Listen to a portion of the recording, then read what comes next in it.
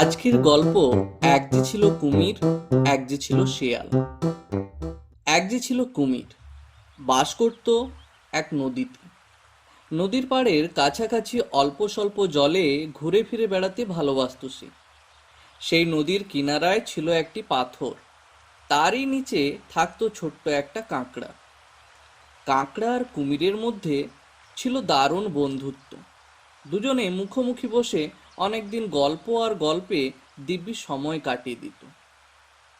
বেজায় খিদে পাওয়াতে কুমির একদিন নদীর কিনারায় সেই পাথরের কাছাকাছি কাঁকড়ার ঘরের দোরগোড়ায় এসে হাঁক পাড়ল, কাঁকড়া ভাই বাড়ি আছো?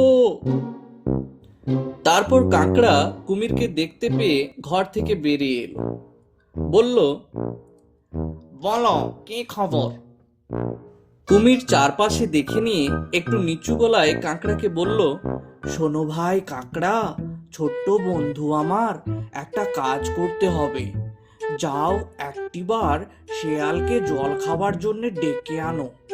সে যখন মনের সুখে জল খেতে থাকবে, সেই সুযোগে আমি ওকে খেয়ে ফেলবো। কুমিরের কথা শুনে কাকড়া চুপচাপ বসে রইল, কোনো কথা বলল না, নড়লও না। কাকড়ার মধ্যে কোনো ভাবান্তর না দেখে কুমির বলে উঠল, কি হে ভাইয়া, চুপচাপ বসে রইলে যে? তোমাকে যা করতে বললাম করলে না যে? কুমিরের মুখের দিকে তাকিয়ে কাঁকড়া জবাব দিল, গিয়ে কোনো লাভ হবে না।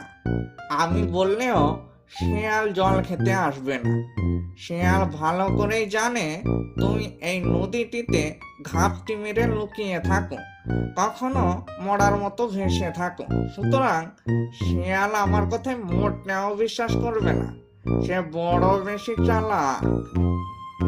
নদীর ধারে সবুজ গাছপালার ভেতরে ছিল একটা সুন্দর ফুলের গাছ।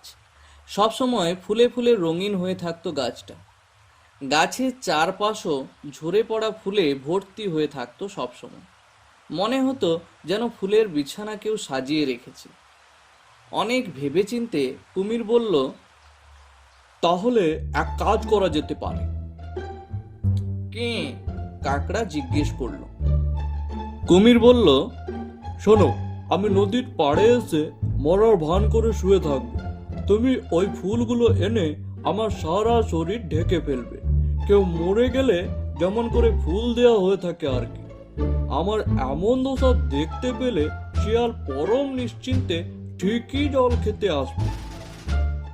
যেমন কথা তেমন কাজ।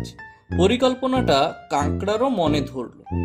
নদীর পাড়ের ফুল গাছটার কাছাকাছি কুমির মরার মতো পড়ে রইল।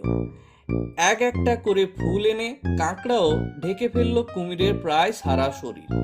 তারপর সে চলল শেয়ালের সন্ধানে। শেয়ালের সঙ্গে দেখা হতেই কাঁকড়া বলল, শেয়াল দাদা, নদীতে জল খেতে যাবে না? অনেকদিন তো তুমি জলটাও খেতে যাচ্ছ না।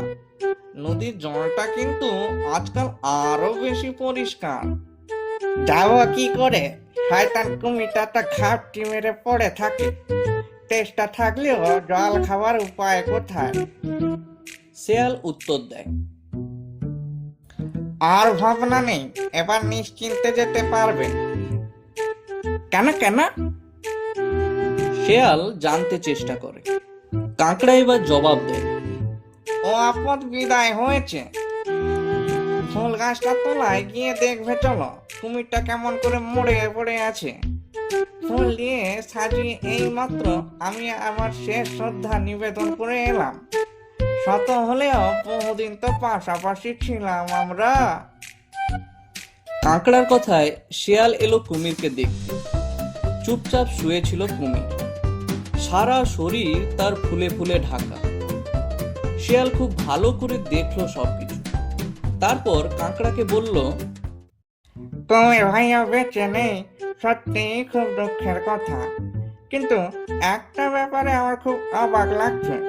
জানলে, আমাদের দেশে কুমির যখন মারা যায় তখন কিন্তু তারা ল্যাজটি ধীরে ধীরে নাড়তে থাকে। শেয়ালের কথা কানে যেতেই কুমির হঠাৎ করে তার ল্যাজ নাড়তে শুরু করে। তা দেখেই শেয়াল সেখান থেকে দে ছুট। নদীতে আর জল খেয়ে কাজ নেই। কথাগুলি ওদের দিকে ছুঁড়ে দিয়েই বনের আড়ালে মিলিয়ে যায় শিয়াল।